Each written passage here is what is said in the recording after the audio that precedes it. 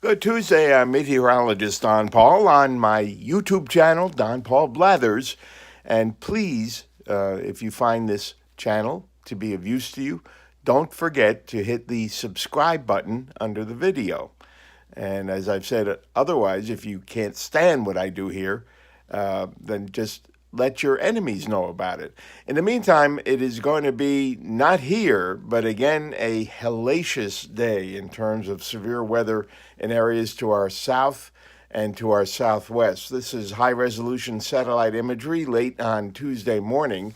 And you can actually, if you look at the texture here, you can see the convection boiling up now moving east of the Kansas City metro area. But that is one of the locations.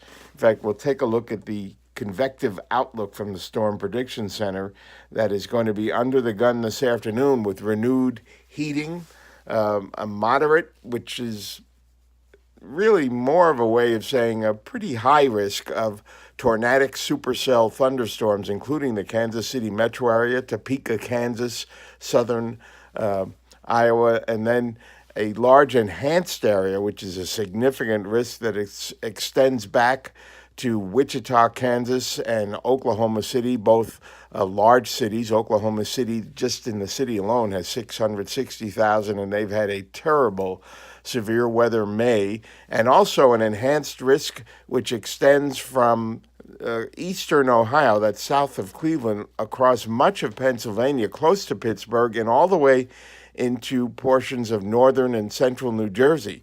The slight risk area, which yesterday was indicated to be as far north as the southern tier, now looks suppressed a little bit farther to the south, the frontal zone, with its most unstable air south of the frontal boundary, just a little farther south today than had been expected yesterday. So likely we're not going to be running the risk of any widespread severe weather in our area, but there is a marginal 5% risk of severe thunderstorms in places like Jamestown, Olean, much of Chautauqua, Cattaraugus, and Allegheny counties. Okay, let's go back to that satellite imagery, and then we're going to jump from that to radar. Now, south of this frontal boundary, which is the leading edge between our cool and clammy air, which I used to say on the air quite frequently is like a Don Paul handshake, cool and clammy. On the other side, it's sultry. In fact, back on Friday and Saturday, it looked like we'd be getting days today and tomorrow where we'd reach the upper 70s, but that's not going to happen. We're on the cool side of that front, which leads and gives way to dreary sky, but no risk of severe weather.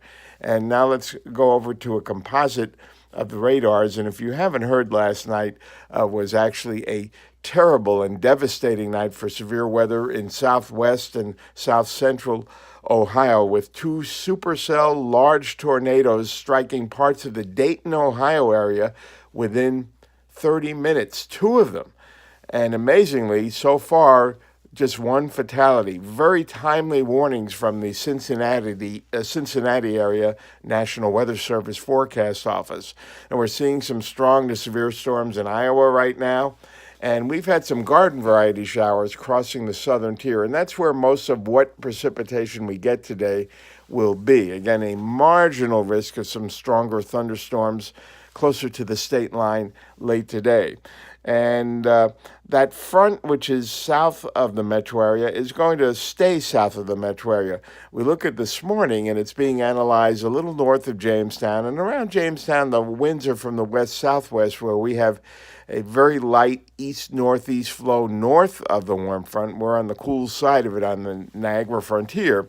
And that northeast flow, combined with the very high Lake Ontario waters, is producing the threat of some lakeshore flooding on the Lake Ontario shoreline today. The waters there's no way that those waters can be lowered very much. I know there are a lot of property owners who are very upset, but the Joint Commission has responsibilities to Canadians as well as Americans, and there's a limit to how much water they can release into the St. Lawrence River, and there's no really quick fix for this. The lakes, due to excess precipitation this past spring and winter, are running at high levels.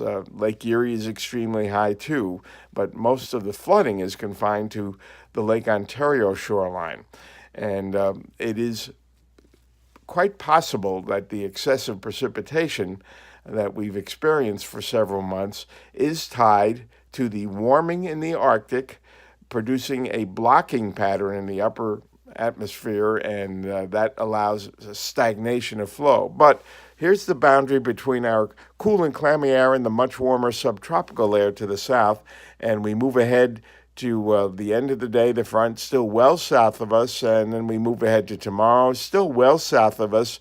There might even be a little peak of the sun on the Niagara frontier tomorrow, and then we go ahead to Thursday, and that frontal boundary still south of the metro area.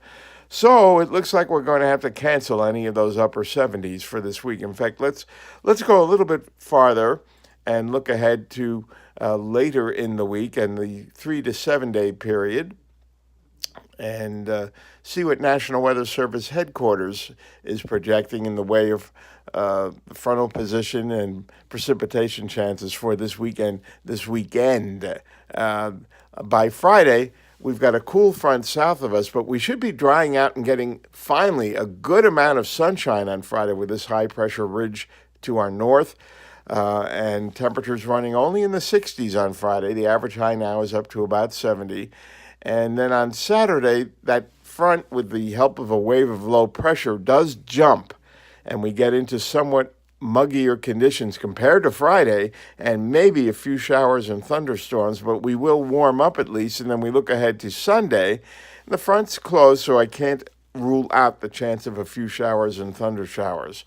And then if you want to look really far ahead to early next week, the look is here of cool but dry conditions by Monday next week, with dry high Canadian high pressure and a northerly flow.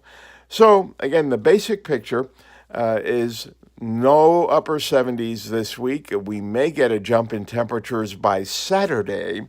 The nicest looking day for the remainder of the work week will be Friday, with abundant sunshine, cool temperatures, but some nice dark blue skies. And then Saturday, as the warm front moves north, maybe a few showers and storms. Can't rule out a few showers for Sunday, and then drying out again for Monday. And let's please hope for the best for the areas under the gun today, for tornadic supercell thunderstorms, damaging straight line winds, flooding rains. There's also going to be a lot of flash flooding in this area.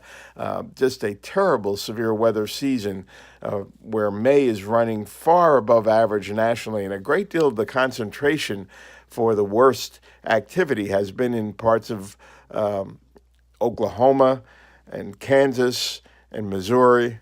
And also yesterday, this area had been shifted west. There were some long-lived tornadoes in the high plains of eastern New Mexico, as well as the Texas Panhandle.